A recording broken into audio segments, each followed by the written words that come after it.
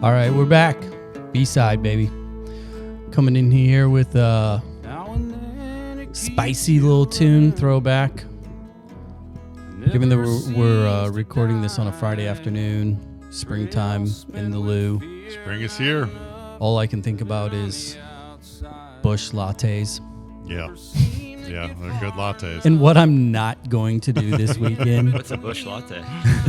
It's just a Busch beer in a can. Slang for the In light. the morning. Maybe a little foamy. Would be. As like one drop of coffee you can have in Yeah. the morning, I guess. So. We are coming in here with a little Sunvolt. Bell Vegas' own Jay Farrar in the most. Did I know that? Are they really from B Vegas? Sunvolt? Yeah, the story's really kind of simple. Uncle Tupelo is a Belleville band. Band. They had a divorce, which resulted in Wilco and Yep. Sunvolt. Wow. So it was like Hatfields and McCoys. You had to choose your side. I mean, that's a strong bench over there at Uncle Tupelo.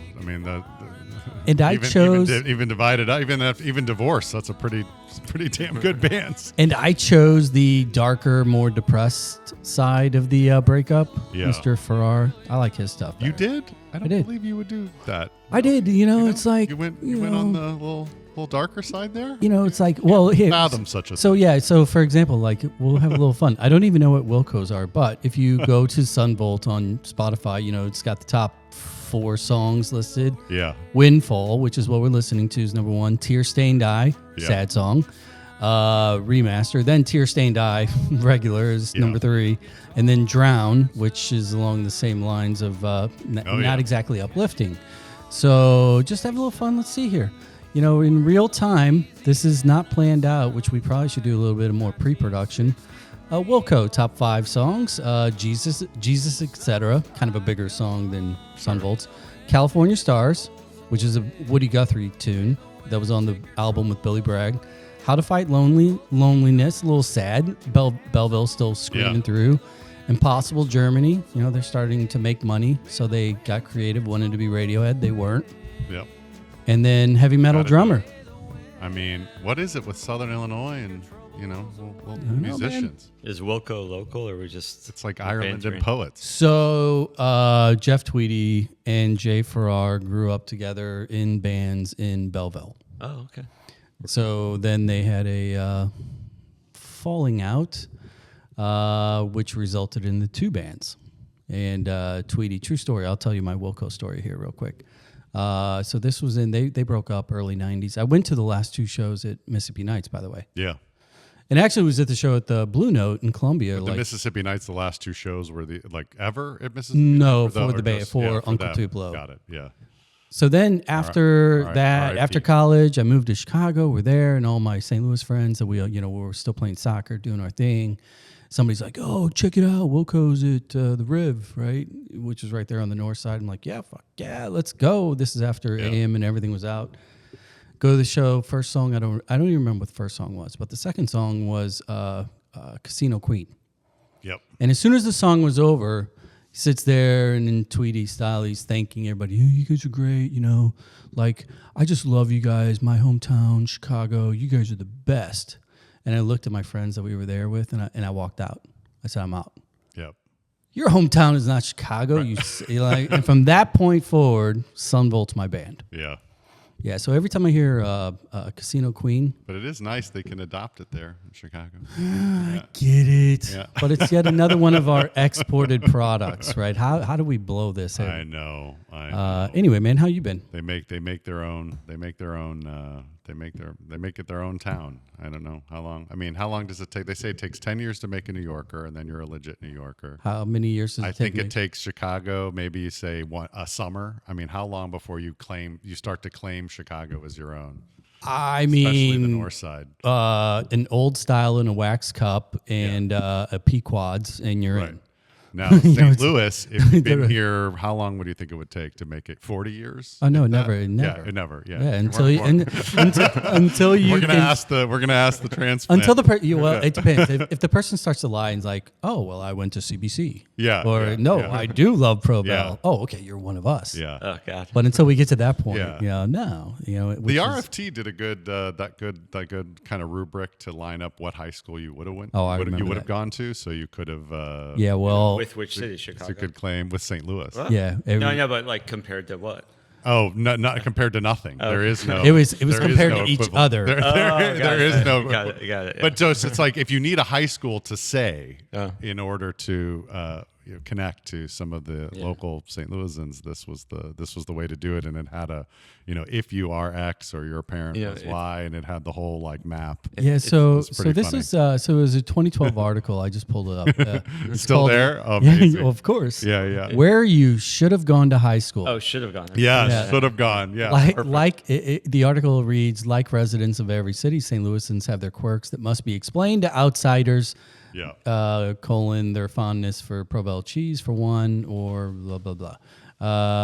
In the flow chart, I'll pull it up later. Anyway, long story short, once that article came out, all my West Side friends, Yeah. because obviously Granite City took it in the chin pretty hard. Yeah. Were they in the Yeah, lineup? like Yeah. you are officially that radioactive catfish from The Simpsons. I know. That's Granite City. Well, what is that? It is funny. Like when my wife, before we moved here, she told me, people ask you what high school you went to. Yeah. I thought that was just like idiosyncratic to her group. I didn't know it was like Yeah. big St. No, Louis no, it's tradition. it's It was just region wide. It's Yeah. like it's a Yep. thing. I'm like, oh, Nope. this is a major. No, it's a major no. cultural thing. It is a major cultural It's thing. it's so funny that Yeah. like I don't know how that evolved, but yeah, No, because other cities do not have this. they don't. It's- I mean, some would have like parish, I think would be, so, Pennsylvania would be maybe township. You would know we can it get would to simply be New Orleans. geographic. It'd be, where- are you where'd from you the grow up? north side Yeah, or the where'd you south grow side? up? Yeah, but it wouldn't be high school the way it is here. It is a very unique Or sports team. scenario.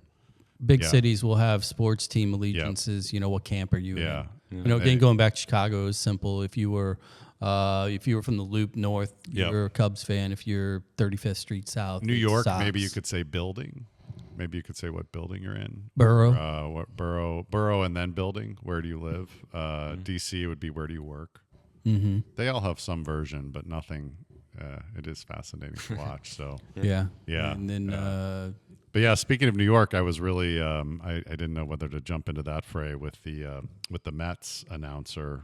Did you see all that came out last week? Yeah, So he was. I found it funny. I did too. Personally. And I'm like, don't gaslight the guy. Like it's not, And he would love St. Louis, but he's seeing an empty downtown street and just acknowledge it. Just Yeah. Like, yeah, it is. I mean, day game, but St. Louisans do not like feedback. Oof. Well, and here's the other thing, like yet another missed opportunity for the powers that be. When we think about our marketing and our branding and our advertising and the kind of the moment, the viral potential moment that every city, every organization is always looking for. If you have a New York, broadcast, literally calling you out as a nuclear waste zone, Right. why wouldn't you just literally flood the zone with 10, 20, 30 videos, selfie videos of that? Like lean into it, take the earned media, because eventually you're going to drive everybody through. Like just own it. And also have some fun with it. But I've been hearing the neutron bomb comment. I've said it on probably past episodes. Neutron I've been hearing that bomb reference for years. I mean, I can't tell you how many times I've been taking a New Yorker or somebody from any real pedestrian city around, and they it looks, because the buildings are still standing and all the stuff is amazing, but it's there's no pedestrians, there's no people, so it looks like a neutron bomb went off. Yeah. So I just thought it would be important to validate. So, but one of the reasons I guess I'm going to introduce our guest. So our guest today is Guy Friedman. Philly? I grew up in LA. You grew up in LA. Yeah, That's came from Philly. You came from Philly. Yeah. That's right. Yeah. And I just learned today you were a soccer player there at Tufts, which we're gonna my co-host here. I mean, knows I might just change knows a thing or two about affiliate, maybe soccer dad pod time. That's what I'm saying. I'm just going to change the title of the. I might put this on another But I platform. played at Tufts. I played a few games. Yeah. I was on the team though. But like, that's all that matters. And That's all. And in typical St. Louis fashion, a nice St. Louisan, you marry a nice St. Louisan, and they bring you back under the magnet, under the arch. And, Yeah, so let's get that out of the way. What high school did she go to? And here you are. Ladue. She went to Ladue. Oh, there you go. Yeah, And you guys have Clayton kids, so how's got that working out? Yeah, that's a little Hatfield and McCoy-ish. Yeah, it's Kirkwood Webster-ish, but that, not anymore. That one has not come up. Yeah. We like the Clayton schools. They're great. So yeah, they're no longer the rivalry that they used to be. Yeah, I don't know if it's still a thing. It is funny when people are like, "Oh, those people from Ladue," and if I'm like, yeah. It's like 5 minutes away from each other.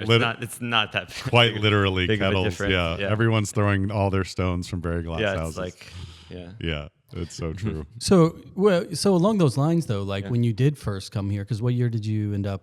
10 years ago, so 2015, 2016. Okay, so when you were first here, were you warned in advance by your wife about kind of the hyper partisanship of muni to high school, or was it something that you just kind of stumbled into in conversations that you thought everybody else was just whack, and you later found out what they were really talking about? I didn't really know that part. I like to say we had a short 15-year conversation about moving here, so that somehow didn't come up the muni thing. But she hid all the that. balkanization, 1115 municipalities. I actually didn't know the city county thing either. That's kind of interesting. Who would? Yeah. It's like what? I don't. Because in LA County is like this giant behemoth. But so I didn't really learn about that till I moved here. Yeah. Right. Yeah. Where did you guys meet? Where did you meet your wife? At school. At school. Yeah. So we went to Tufts up in Boston, and then tremendous. We're in New York for 4 years, I think, and then Philly. Philly for 6, and then moved down here. So I've been here for 10 years. So putting a pin in the map, following you around, born and raised in LA. Yeah. Yeah. And so up through high school, decided you were going to go to the East Coast. Did you know early on that you wanted, to make the 4 time zone shift? And I mean, back then there wasn't as much social media about the East Coast. I knew I wanted to go to a good school. The East Coast seemed like kind of romantic in terms of like small campus. Leafy. Nothing can prepare you for the cold in Boston if you're from LA. Like no amount of words can, because we just never experienced it. So actually when I flew to Tufts, I didn't have a winter coat. I just had big hooded sweaters and I'd never really woolen knee socks and LL Bean. There's some funny stories. Like I didn't know why there was 2 doors. Right, like, flannel. Why is there 2 doors on every building? Amazing! How funny! I stepped on a piece of plastic and it cracked. I'm like, it's so weird. It was a puddle. I'd never stepped on a puddle that was frozen. Like a bunch of examples like that. All dry, no humidity. Yeah, so it was really, really cold. I wanted to play soccer. I wanted to go to a good school. I applied early decision there, so it's kind of like before that was a big thing. So I knew I was going. Would you mind sliding that mic a little bit towards you? Oh, here? Yeah. Okay, to got the middle. Yeah, there we go. Okay. And then it's a great experience. I love Boston. Boston's fantastic, fun city. And how would you like early on? Because we can keep this kind of compare contrast going Sure. as we break down the chaos that is the STL. Got it. Yeah. But being an LA kid, obviously, if you got into Tufts, you went to a good school. You're a good student. You're playing ball. Were you playing club? Were you playing academy? Because wanting to go play college soccer, even back, I'm older. That's still a leap, to go from high school to college, especially to the Northeast. Yeah, I mean, I was a serious soccer player, but it wasn't. I mean, the club system. Now I think there's like 8 teams per age group. My son participates, so he's in one of those teams. So that makes a very tough question. What club does he play for? It's STL. Oh, Dan Donegan and crew. So, back then you sort of played for there was 3 or 4 local clubs that you wanted to play on the best team, and so I played serious soccer growing up. I was kind of obsessed with it. Pretty good high school soccer player, and my brother had went to Tufts, so he knew the coach and he played. Got So it. kind of like that was my entryway to playing for them. So culturally, then, as a kid that grew up in Southern California playing soccer that doesn't own a winter coat, you decide to go to Boston. Yeah. Like, what was kind of the first, Oh, it was really funny. I mean, culture yeah, shock or reality outside of the weather? specifically like the amount of planning that goes into social stuff. So like I remember the first few weeks, like on Wednesday, people would be like, "What are we doing Friday night?" And I do not think I was ever asked that question on a Wednesday in my whole life.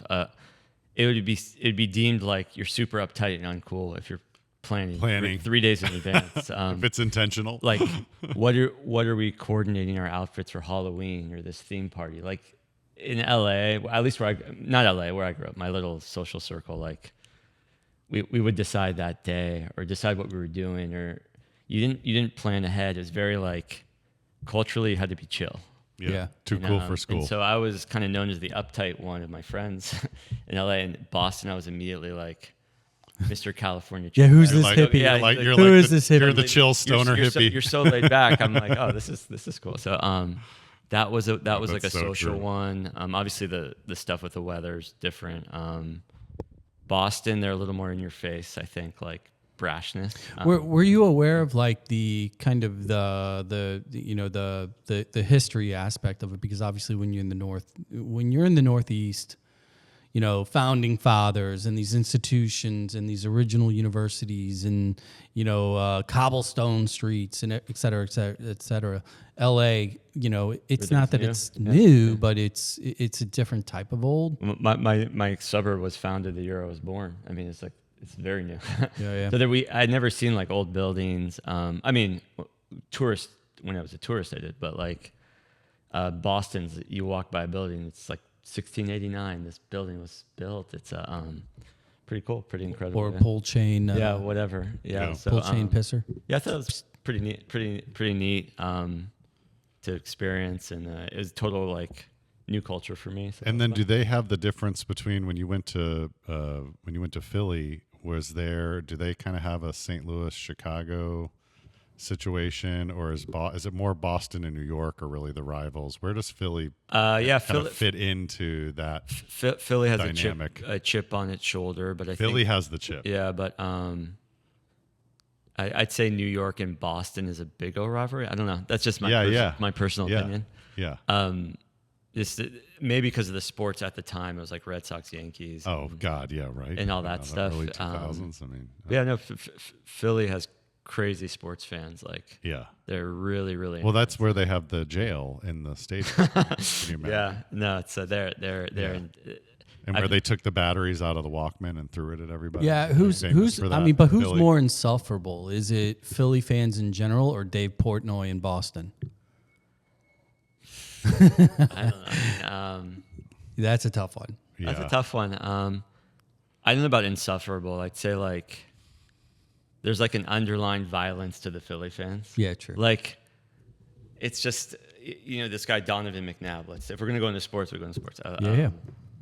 This guy played with like one arm hanging off his body, broken ribs, like knee hurts.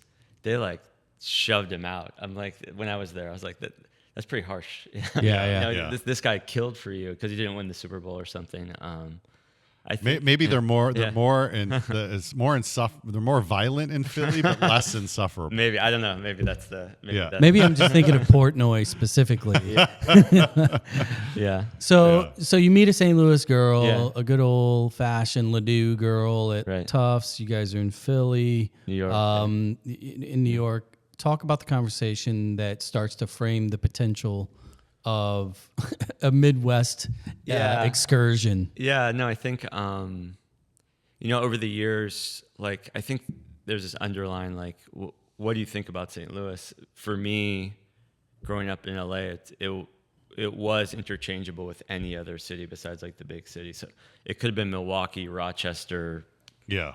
I mean, Pittsburgh. Yeah. It was just like, what's the difference? I haven't thought something in the middle there. What do you think about St. Louis? I haven't Yeah. thought about it. So, but then again, we visited a ton with her parents and came a lot to the city just to, and I think when we visited, we did a lot of stuff. We did a lot of so you could sort of get used to, there is a lot to do here. Yeah. And then I had a a startup in Philadelphia. I'd sold it, and then we had kid number 2. And I think everyone has, their kid turns like 4 or 5, and you're like, okay, before school, we can move to the suburbs or the main line or whatever. In Philly would be the main line. Go private, and stay in the city, or move, and I think what convinced me is like we could live a little closer and more conveniently to like all this stuff, but still have like that semi-suburban family life. So I said, okay, I'll give it a shot. Well, and her family's still here, I'm assuming. Yeah, her family's still here. So baked in babysitters. Is right, there you go. Yeah, her family's here, and when you're really busy running a startup and doing, you want to. It's good to have family around for the support the family as well. So. I kind of came in with not the best hours in that. Well, most startups last 2 or 3 years, maybe.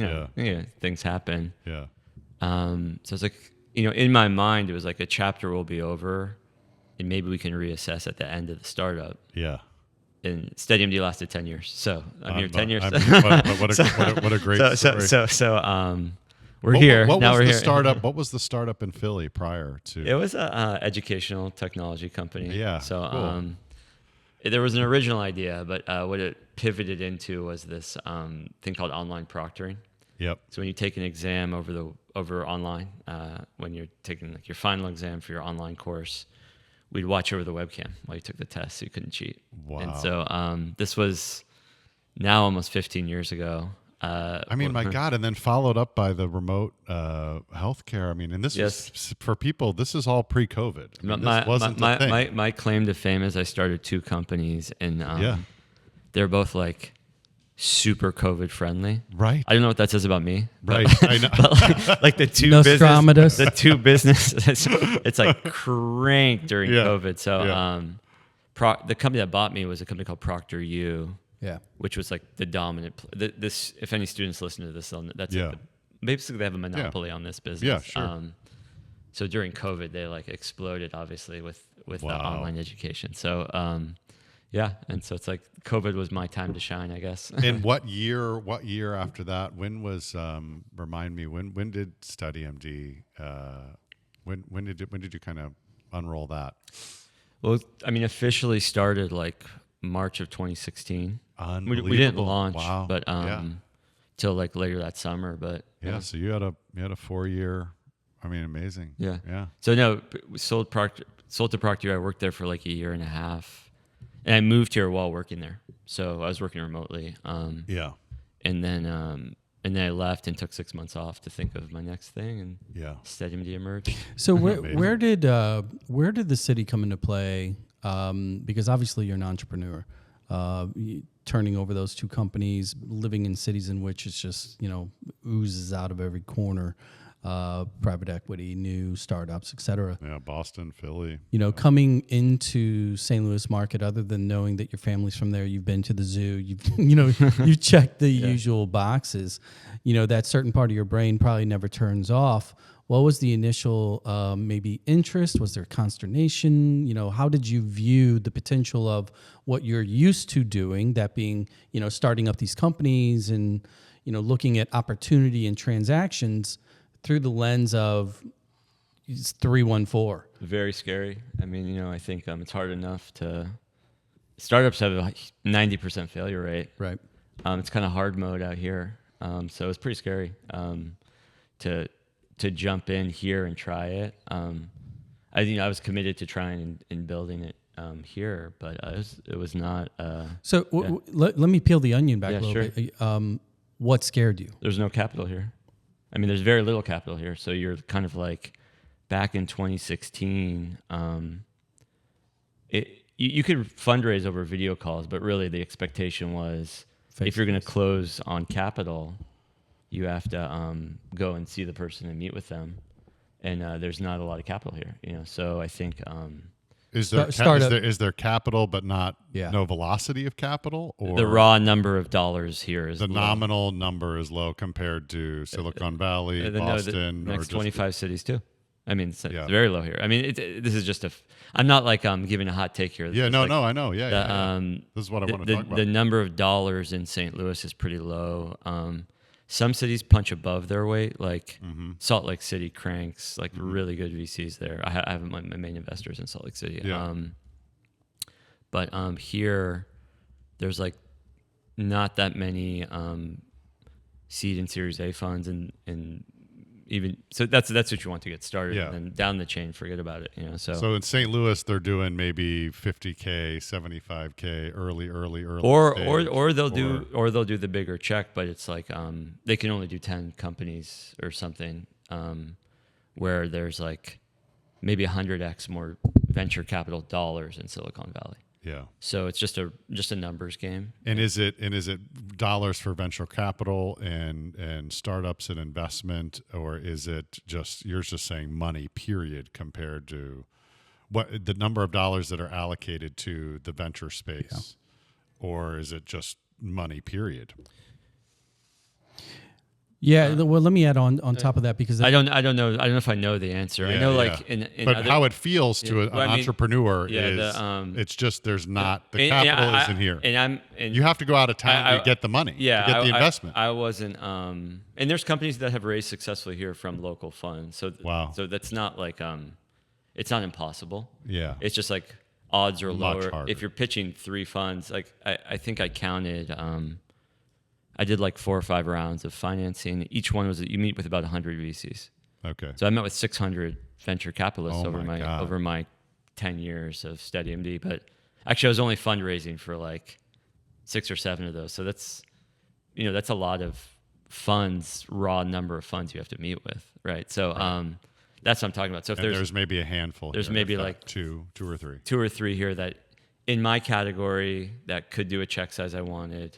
Yeah. And so that was a little more daunting in 2016 specifically too. Is even what the culture was just getting around, like having a video call. Now obviously it's much more common. But do you think that's an untapped market? Because I think I know where you were going with this, because I'm thinking, and we've heard this from institutional money managers, people that are within certain circles in this marketplace. When you start to really dig down a little bit into the layers, you get into St. Louis Trust type money, where you've got families and, buku billions, spread out, all throughout the area. The amount of the super high concentration of privately held firms that are in that $15 million to $100 million range that are sprayed all over the landscape here, and yet from a corporate standpoint, a lot of times, and I'm dumbing this down, like people think of Wells Fargo and name a name, it doesn't matter, WashU, et cetera, Barnes. Those are the ones that steal the headlines, but yet the heavy lifting of kind of the economic machine that is the region is very, very wealthy. It just seems like it's not. So that's a long-winded way of me saying, do you think there's an opportunity for these individuals that are legacy money to turn over more opportunities for institutions and projects like yours, and it's just not happening? I mean, typically they wouldn't invest directly in startups. They'd probably be LPs and venture capital funds that allocated that capital. So I think it's pretty hard for like a family. I actually had quite a few family offices invest in our company, but they have to have a team that wants to do venture. Yeah. The asset class is like, it's tougher for them to get their head around because there's no data. It's just you're really investing in the founder. So they entrust the VCs to really invest in companies like mine. St. Louis doesn't have to thrive in that space to be a great city. It's just people seem to maybe over-index on startups. Maybe they don't want to be a big startup. Well, it's something that you hear about a lot, and you hear, we're the second highest in unearned income, and there's a lot of money in trust. There's all the family offices. There's all the money management, but doesn't mean that there's velocity of that money, that they have access to that money, or that they want to do a venture or risk. Right. Excuse me, like venture capital and startup. Yeah, understandably so. It's just not the culture. Yeah, right. I mean, I think there's great, like Arch Grants is great. Right. And there's a few funds in here, so like maybe that is what it is, and we don't need we should focus somewhere else for the growth of the city. It's older. So, selfishly, I'd love if there was like more venture capital here, but it's it's just a different it's a different lens and equation than what you were talking about in terms of they're not going to invest directly in a SteadyMD's first financing. Sure. Yeah. Not going to be the early. Right. That's a California, Right. a Provo, Utah mentality for sure. Here's what we're going to do. Quick break. We're going to reset here, come back. We're going to talk more about the business, STL, the faves, the not faves, which we talked about at lunch today. The not fave stuff is kind of more fun these days. Sometimes it's more fun. I agree. Here comes Switzerland. Sometimes. We'll be right back. B-side.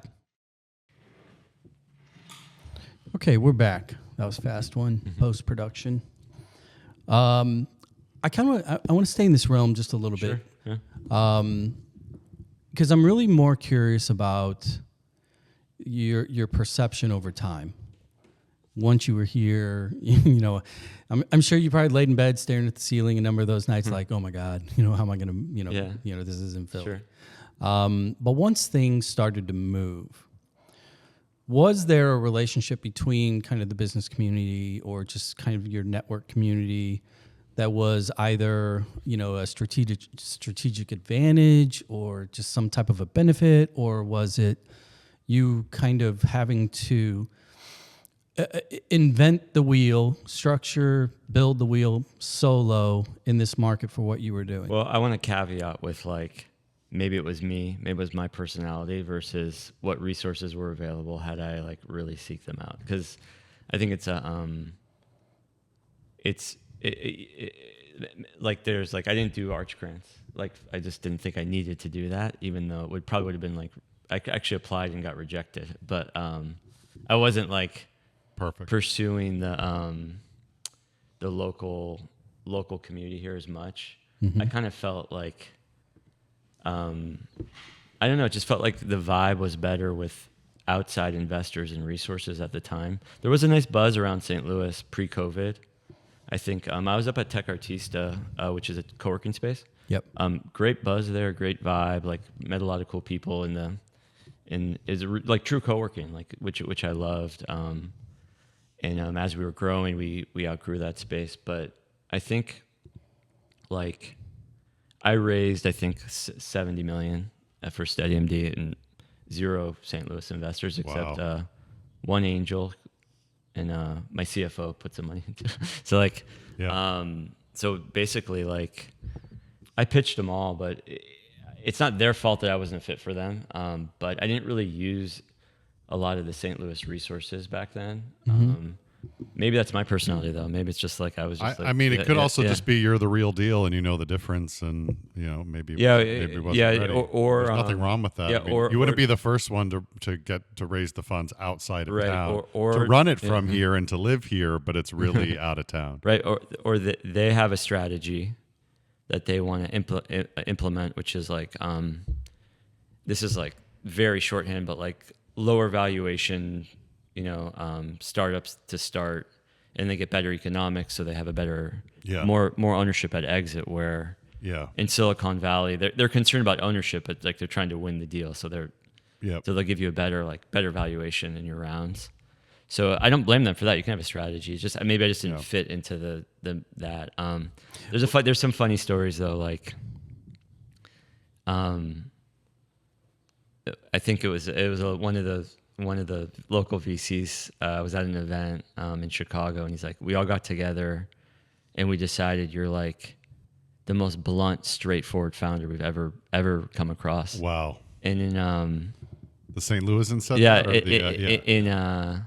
Also, maybe they called me arrogant too. Maybe. Right. And then in Silicon Valley, I'm seen as a sweaty operator, not this flashy guy. My reputation is you're like a wallflower. Yeah, I get a lot of feedback. You're not. You need to get more enthusiastic on these pitches. You're too monotone. You're too business. They want to hear your excitement. Isn't that so interesting? But in the circles here, I was seen as this arrogant guy that it seems like you don't need our money. You're too direct. Yeah, you're not Midwest nice enough. The direct quote was, "It seems like you don't need our money." Well, JB just made the joke about Switzerland. I mean, St. Louis will do that too. Yeah. No. Again, they have their investment process, and maybe it'll be successful, but I just didn't fit into it. I think culturally, that's so interesting. Yeah. So I had a conversation recently with a couple individuals here in market that both very successful as well, and they pointed out that one of the things about St. Louis, specifically from the financial economic standpoint, is that when you have a really good market and things are firing, St. Louis doesn't keep pace with everybody else. It does good. But then on the flip side, the real strength in St. Louis is that when you do have a recessionary environment or where the economy is just not clipping, St. Louis still does above average.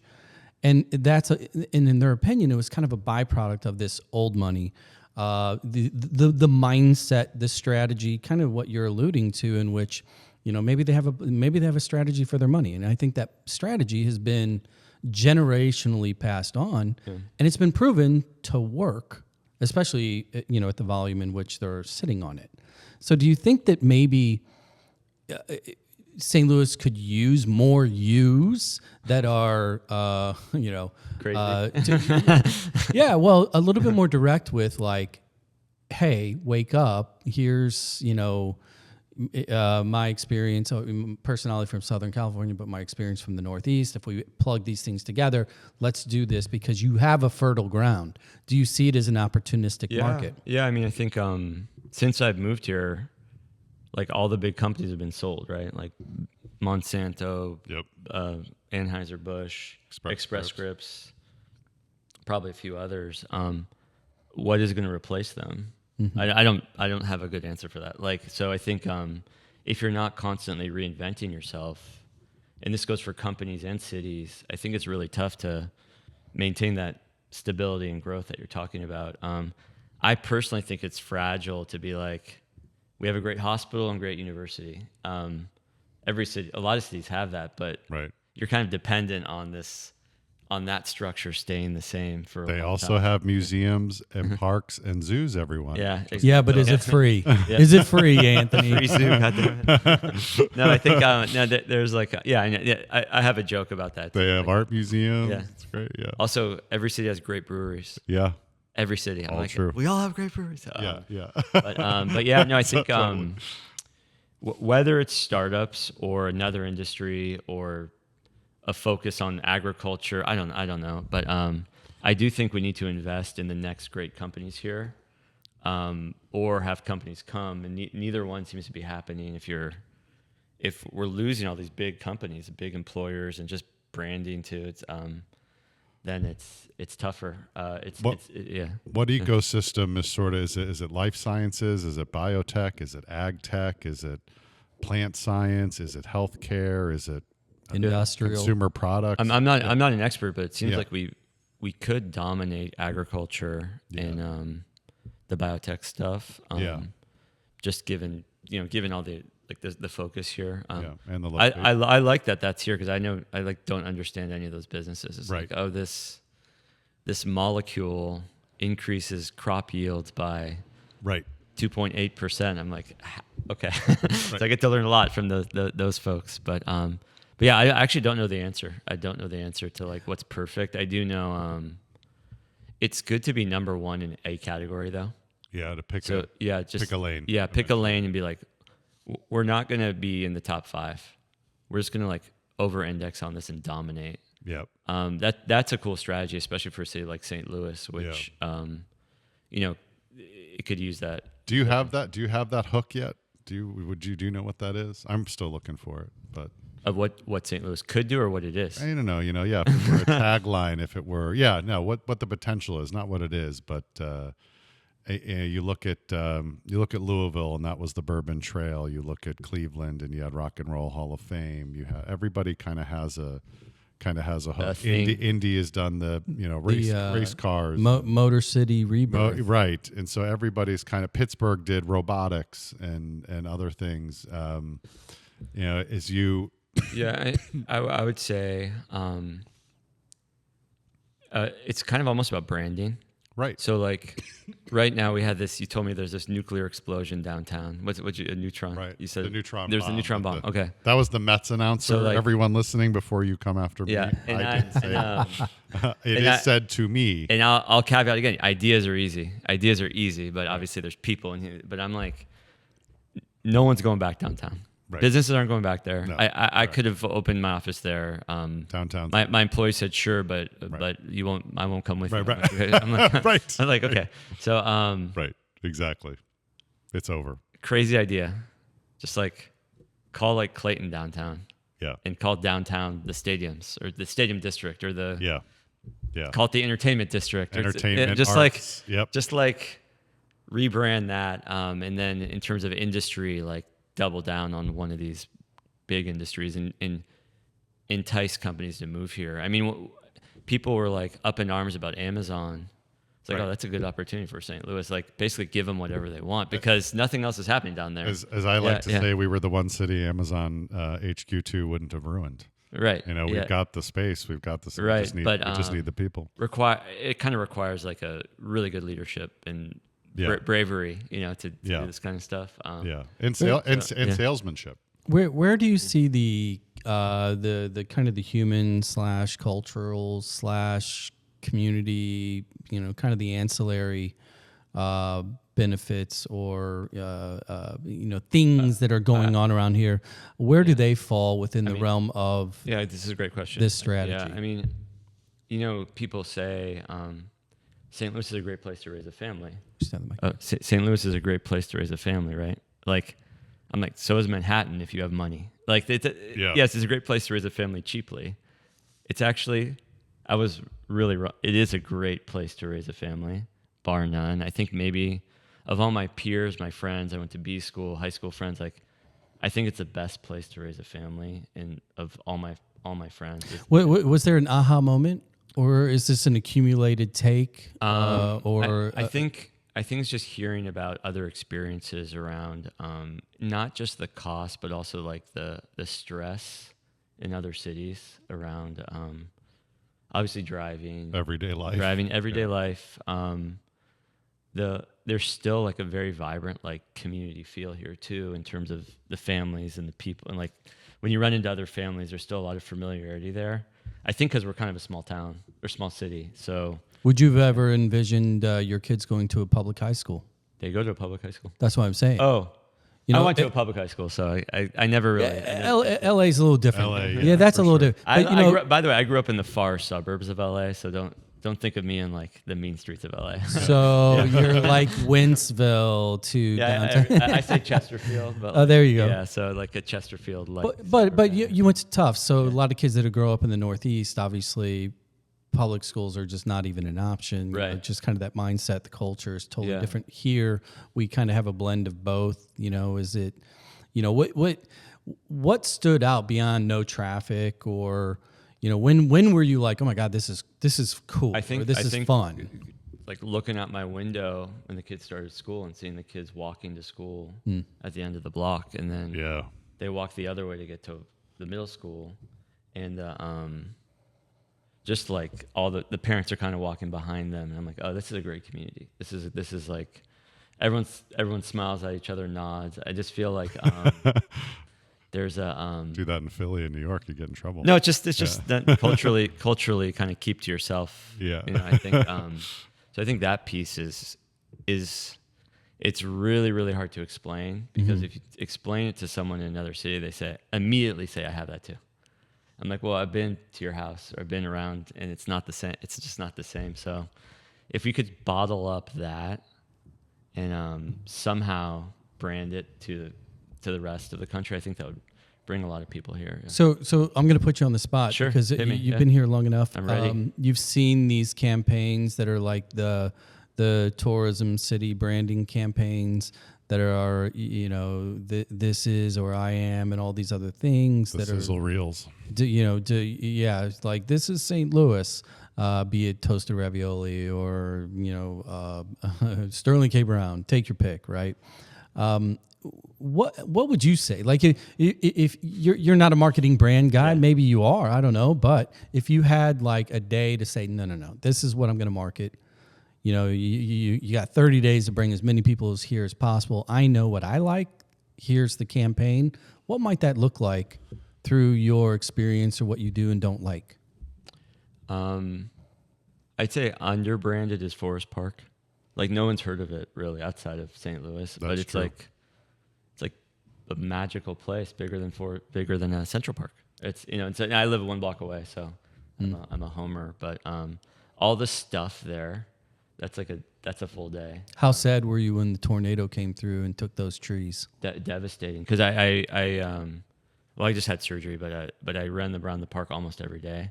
So it affects my life a lot because there's no shade now on the north side. Yeah. Oh, yeah. So, but yeah, no, that hit my street like ground zero. Mm-hmm. So luckily the trees fell. Well, not luckily for myself though. They fell north. Mm-hmm. So if you're on the north side of the street, the tree fell right into your house or roof, and we're on the south side, so it fell into the street. But it was devastating. It's because you can't replace a 40-foot tree. There's no I was like. Of course, I was on like ChatGPT. I'm like, how can I buy a tree? Yeah. It's actually impossible to It's gone. It'll be the biggest tree you can transport is like 10 feet or something. Do it for the next generation. Yeah. So we're working on the next generation. So hopefully, I think it's an opportunity for someone to I don't know, donate 10,000 trees to Forest Park, and let's just rename the park after them. I don't know, something like that. Yeah. Yeah. Like that's the opportunity, but it's actually pretty devastating for the that especially that north side. It's just the trees are leveled there. It's crazy. Yeah. So we were in the SLU soccer annual golf tournament 3-4 weeks after the tornado hit, and it's always at Forest Park. And it was on the fence as to whether or not we were going to have it, played because of the damage, and they greenlit it, and we went there, and it was, here it is. An afternoon where you're drinking beer with a bunch of soccer dudes and you're supposed to have fun. There was this air of depression over the whole round because everywhere you went, all you saw was the destruction. And it felt as if all of your grandpas had passed away at the same time because those trees were they were gone. Yeah, it's crazy. I mean, when you walked around after and the diameter of the roots are bigger than a car. Yeah. What force? Yeah. To uproot a tree and that's crazy. So, and the views are all what you can see versus what you couldn't. First time I pulled out on Skinker, because I'm in the Demond neighborhood too. Yeah. It was startling to be able to see the art museum and to have kind of that view. And I would say of all the things when people are landing at the airport and we're seeing their first reaction to St. Louis, their very first day out into the street, the comment I'd say 98 out of 100 times was, there's so many old trees here and it's so green. And I think people are thinking because it was in the middle of the country, it would be like those little 10-foot new trees, right? And they're just like, oh my gosh, this looks like Brookline, or it's old. So that was quite a change. So we're coming up on a year on that, right? Aren't we? Yeah. Well, May will be a year. The second part to that is, I want to kind of expand it just a touch. Sure. The park is one thing, and I think the people that come here and see it and experience, and especially those that are like transplants that are able to engage it often, it is a special place. Outside of that, if you were to, because living in Chicago myself for 8-9 years, it was easy to say, okay, here are the things. If you're going to move to Chicago, are we talking move or visit? A more of a transplant. Okay. Maybe it's a long-term stay. We'll define that later. But what would you say? What are the things that it doesn't even need to be unique to St. Louis, but what is it that you like about your life? And what do you need? The best thing the city did was the soccer stadium. I mean, that to me is a special place. I've been big soccer fans. I've been to World Cups. I've been to Liverpool games, Barcelona. Okay. I've never felt like the first game at St. Louis.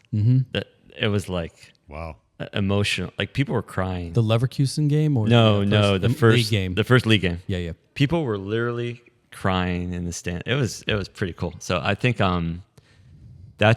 that really represents St. Louis too in terms of the community aspect of it, because Well, there's this podcast you should hear about. It's called Soccer Is that Dad yours? Pod. Yeah. Okay, I'll listen. There we go. I'll go next on that. But I think that's one of the best things that's happened in the last since I moved here for sure. And that's been important for.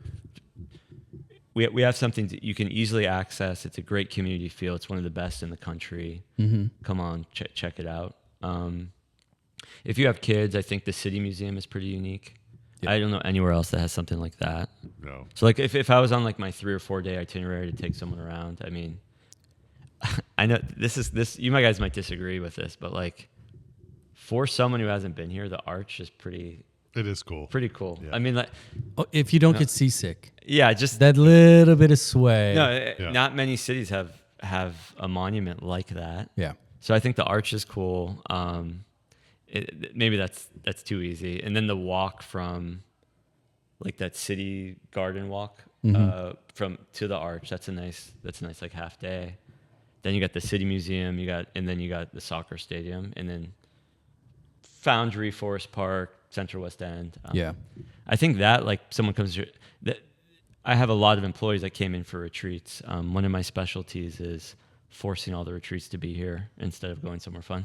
Yeah. Good So for you. yeah, so they're always surprised at how good the food is, and like, oh, there's a lot to do here. Like, because my a lot of my employees have been to more restaurants than many of my friends because they've come for like 4 or 5 retreats. Yeah. I try and pick new restaurants. So Spread it out. That's like 20 restaurants. Do they look up? I've been on this campaign to get Michelin to come to St. Louis. Do they look up James Baird? Do they look up Instagram? And do you have some employees who are kind of the curator of the group who wanted to go on an adventure, would look at that stuff, or were they wanting more like a step outside? Were they wanting like a convention in Vegas or we like Tampa or Indianapolis? We're always in the Central West End, so I mean that's usually ground zero. Great. And then so they can walk. we might branch off to like go to like Sasha's is a favorite. Great. Obviously Yep. convenient for me, so I like to go there. I Same. love Sasha's. By the way. Same. And then same. and or all the great restaurants we have here. We've made the rounds over the years. Sure. Yeah. And are they Louis people? Are they like brasserie people? Brasserie's a go-to. Which one's like hit it out of the park? Brasserie's good. They actually really like Yellow Belly. Yeah. That's a good one. Yeah. I personally love Louis, so I'm always like, let's just go there. Right. And then the cool ones all end up at Rosie's with Anthony. Right. That's right. Yeah, right. we had a few late Rosies. The one dive bar left. It starts at Brennan's, and then they're all like hipsters, and so they love the Pagan Wine Bar because Pagan's great. It's like a speakeasy. They're like, we gotta go and get the green. The person who hates it probably more than anyone is the Ed, proprietor. The owner. Can't stand it. Locks the door. The green drink that he makes. Like everyone's like, you gotta try this. So the LA folks like that. I was there once, and I go, "Can I get a tequila club?" And he just goes, "No." Nope. And I go, "Any tequila?" He goes, "I don't serve tequila." I said, "Oh, why?" But if you want some gin from long experience. Some gin from 1928, I've been saving. So, some would argue that's the best. That's the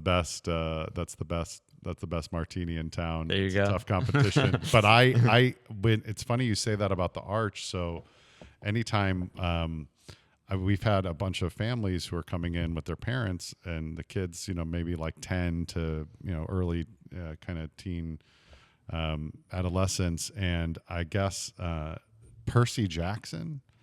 Do either of your kids follow Percy Jackson? Cartoon? It's a cartoon. It's a book. Okay. It's a series of The books, movie and it's series. a show, and it's a movie. It's on Disney Plus. And so there's this big battle at the top of the arch with Percy Jackson. Oh, there you go. in We it. got it. Yeah. And so now every time I'm with somebody 15 and under and their families, we have to take them on the walkthrough of the arch grounds and to show where everything took place. And I'm like, that needs to be out there, put it out. Like, that's one of those little things where it's like, they actually really are already connected to St. Louis and to the arch. And they think it's the coolest thing in the world. So, I don't know if I'm answering your question, but you are. No. It's interesting because, this was going to be another follow-up because everything you've described to this point is really kind of this internal corridor, the central corridor, Clayton to the Arch, right? Yeah. Through City Park to Forest Park, etc.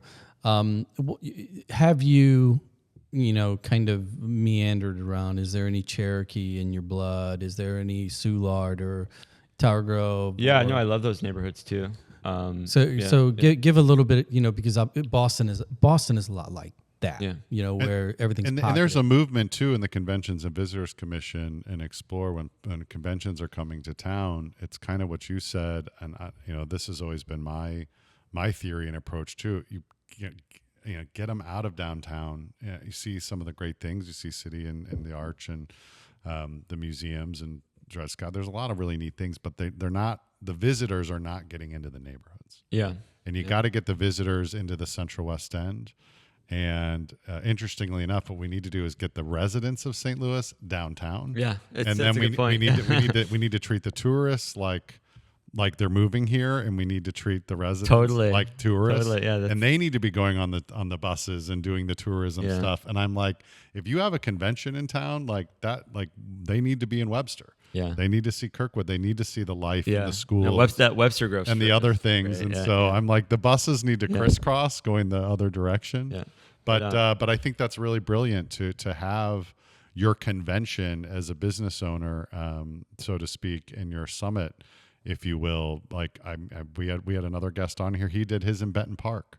Yeah. And everyone was from Brooklyn, and they were like, this is amazing. Yeah, we loved it. So yeah. No, I like those neighborhoods. Specifically, Soulard has I love walking around. I like the architecture there. Yeah, it's pretty cool. My daughter does a activity down there, so I walk around there a lot. And then the Tower Grove Farmers Market is really great too. That's a great vibe. Great vibe, great music. Yeah, we were there last weekend. Yeah, it opened up. I didn't go. Nick Gussman was playing. Oh, really? There you go. Boy. Yeah, there you go. So I think that kind of the farmers market, if a visitor's in town, is a really great activity too. Just to sell them on the city, and then you walk down Grand, and you're like. So, so none of this stuff is really kind of unique. I mean, most cities, period, have farmers markets. They've got their own neighborhood, and they got the family restaurants, etc. If you were to just kind of zoom out, I want to go back to this whole idea of marketing king for a day. Yeah. Summarize it. Here we are, smack dab in the middle. The two biggest rivers on the continent cross right through, our backyard. We're really far away from both oceans, and apparently a lot of technology, even though it all is occurring here as well. What is that elevator pitch? If you did have to kind of blend it all into one and say, look, here's why yes should be your answer. There's I'd say it's a low stress city, and you can do things and hang with your family and partner and business, and there's not and I think that's stress is it's a undervalued thing that people don't talk about a lot, but it's just easy. It's easy to live here, and that's that. I don't know if that's the best marketing pitch, but if I was pitching one of my friends to move here, I'd be like, you're gonna be able to, obviously you can be intense at the office and and have that ambition and work as hard as you want, but your life outside of that is going to be pretty low stress. Have you had the opportunity, or have you done any outreach to pitch a friend to come here, or has that not occurred yet? I don't think I would. Would you recommend someone moves here? If they were in a position to be I'm really looking for what you have, of course. I mean, and if someone gets a job here, I want to sell them on my neighborhood. Okay, so that's the disconnect. I'm not telling my friend in LA to move here. Yeah. That's the disconnect. Yeah. That's kind of we can sit here and we can talk about all these things that actually equate to a great life, right? We both have kids. Kids play sports. The clubs are great. The commutes are great. The communities are great. The houses are great. Yeah, the issue is if you're obviously I think the best is if you're a doctor or professor. It's the best to live. I think it might be one of the highest ROI places to live. Why those positions or profiles? I think because well, let me caveat, like let's say you're super ambitious. You want to be like, I want to be at the top of my game. Yeah. In other industries, it's tougher. Yeah. Because you just don't have the volume of opportunities and business and all that. But like, you could be like the top dog at Barnes. Yep. And have all the amenities and it's not the 24. I think your point is a brilliant one. It's not the 24/7 intensity. No. I mean, in Washington or Seattle, wherever it is, it's intense at work. Let's say, for example, and then it's intense to and from, and then it's intense at home, and then it's intense running an errand, and then it's intense going to Target, and it's intense getting to the air. All of it is in Atlanta is everything is a mission, right? Here, I think it's not as much. Also, just culturally too.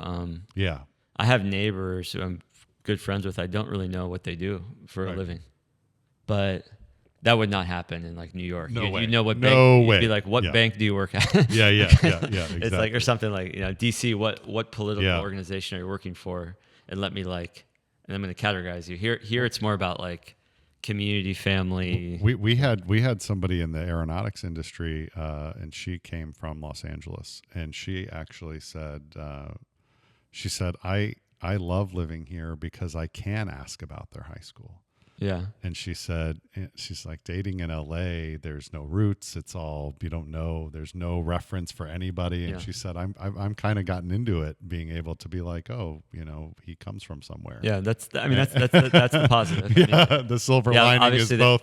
There's some negative things too, but that was one of the silver linings. The other side of that coin is like, it's not a culturally ambitious culture. Yeah. It's not it's okay to chill. Yeah, exactly. So like if you're like, it's cool to be home at 5. Yeah, I don't know about the hours. I'm just saying, like, I have a million ideas. I probably gave you 10 dumb ideas on this. I'm not afraid to say dumb ideas. Yeah.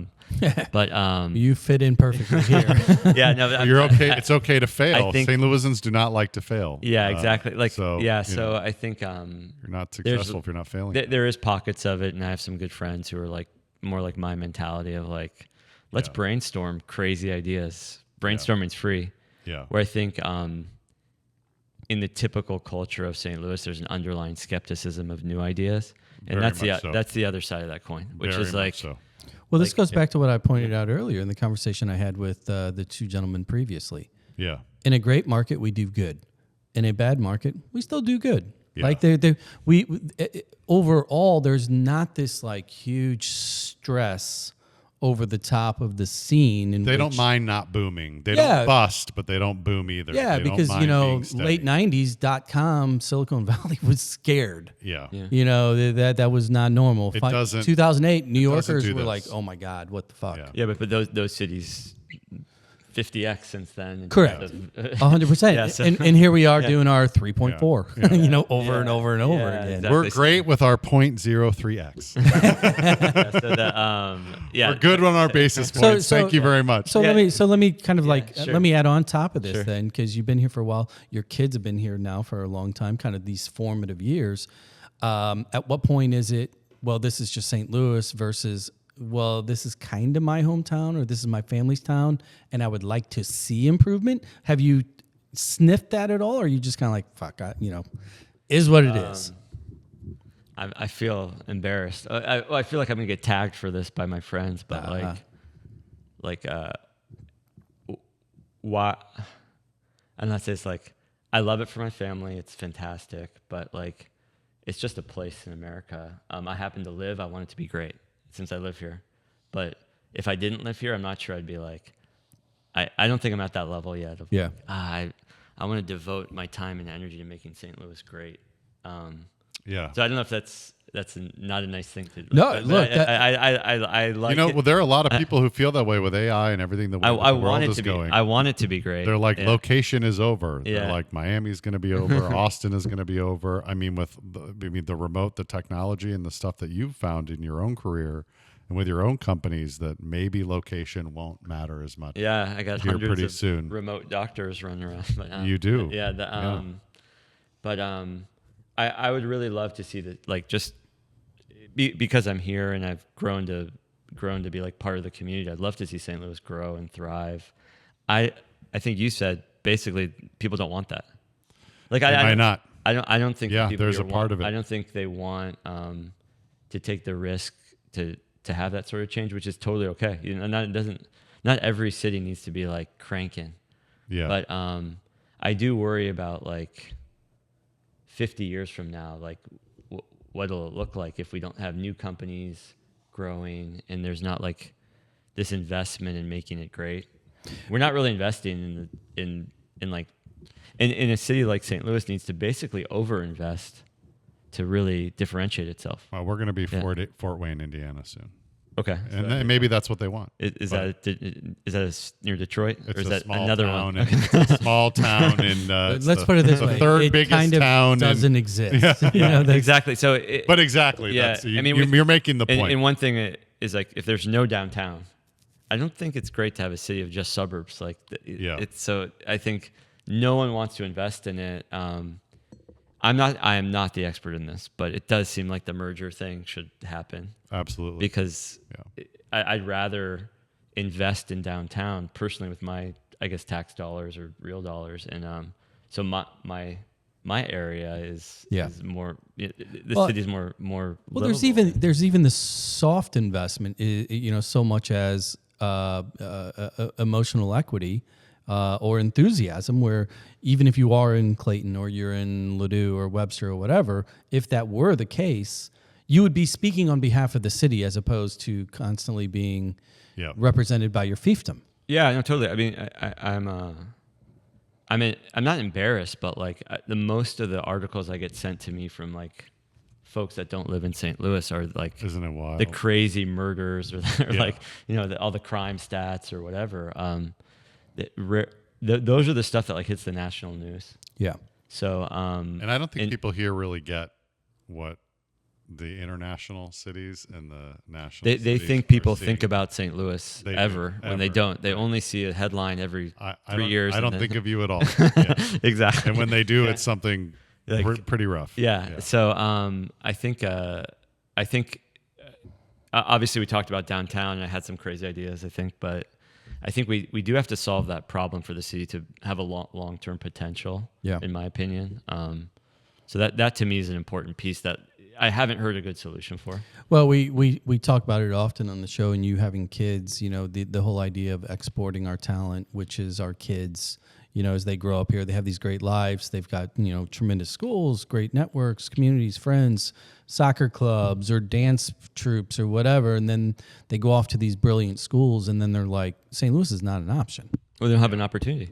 You know, they don't have opportunities here. I mean, the opportunities 50x in San Francisco and 25x in New York.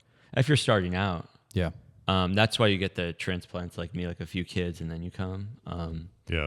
But there is opportunity. It's just much fewer jobs. And it's niche too. You know, we were kind of talking about it earlier. Like if we decided we're going to drop $10 billion into ag, you know, whatever, and like put that flag in the ground, that changes things. Totally. But I think your idea is actually a brilliant one that I hadn't thought of, in that it's about the frame. And so when you say that's your downtown, they're expecting it to be that's your city. But to say this is our monument and museum district. Right. And then this is our city. It doesn't matter what you call it, but because it's such a head fake. It's like when I was saying last week on the St. Louis pizza thing. Like if you tell them they're going out for pizza, and we need to get to that for a minute. I've only taken one bite. They're going to be very upset. But if you said we're just going to grab this nacho thing, they're going to be less upset. I don't know. And then you take them to, and then you take But it's because they're thinking it's pizza, and they're thinking you know, a New York slice. Yeah. No, and then they see that they get maybe they wouldn't like it anyway. But and maybe they would still find downtown to be very well. It distressing. softens the blow. They don't look at you as if you're Correct. Three-eyed cat. Yeah. But it's also because it's like, so they think they've seen the city, and so they see downtown and they think that's it, and they're like, it couldn't possibly be more. You couldn't possibly have density and more culture and more things to do, and where we are in the middle of Grand Center. You know, in a lot of cities, that this is all together. the arts districts, the museums, the state, they're all in the same place. And here we're very dispersed. And so I think there would be a way to kind of, it would keep the search going.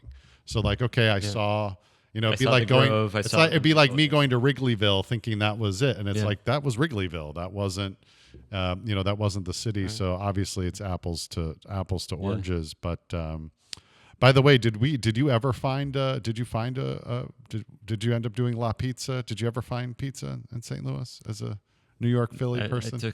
I took one bite of the Provel. I'm like, I'm never having this. And then I'm like, what else you guys got? Okay, let's take this like beautiful, fresh piece of pasta and just deep fry it. Yeah. And that's the other thing. And then what's for dessert? Yeah. Just butter cake. Without like, any rice.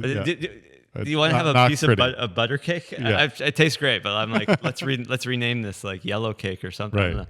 So the 3 foods I always make. I have like a nice little. Yeah, but they don't. And the problem is when those are the first 3 foods out of the gate, they don't look under the curtain, under the rock to see all the unbelievable restaurants. So they're stopped upstream before they get to Loop. Right. Totally. And then they're shocked when they see that that's there. So I think there might be a different way to frame it. Yeah, exactly. So. Yeah. I don't know. Yeah. I'm going to get canceled for that one too. People love that stuff. Oh, tell me about it, brother. I even eat it. I love it. But I'm just like, not meal 1, not number 1. Just please, not number 1. It's at 2 a.m. Yeah. Well, I mean, we've talked about this. It's funny. This is one of those things where St. Louis, we do this over and over and over to ourselves, where we've been told not only by people face to face, but the data and every single tourist in transplant that whenever they do take a bite of it, 9 out of 10, 99 out of 100 are going to be like, hell no. Yeah. That's not pizza. Yeah. And yet over and over and over. No. You should have some of this. And it's not the foot that you had to lead with. I mean, Balkan Treat Box, that should be a St. Louis food. Yeah. Lona's Elites, that should be a St. Louis food. I went there yesterday. Pork steak, right. See, look, pork steaks, like there are foods that are objectively good. Yeah, I do. That out-of-towners love. Yeah. Lona's is a good like taking out-of-towner. Oh, totally. I agree. Oh, wow. Where are we? Like, where are we right now? I'm like, trust me, it's good. So yeah. It's a good spot. Well, man, this was Guy. This was awesome. That's it. A lot of fun. I thought we were going to talk for hours. We banged through You're quite a bit. Edit to make me sound good, right?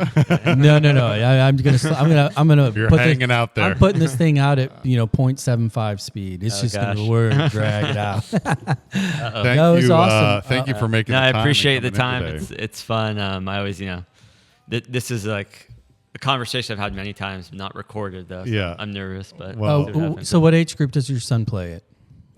He's 11. So you 12. They're switching the ages. Birth year. Yeah. Or school year. So he's in 6th grade now. Okay.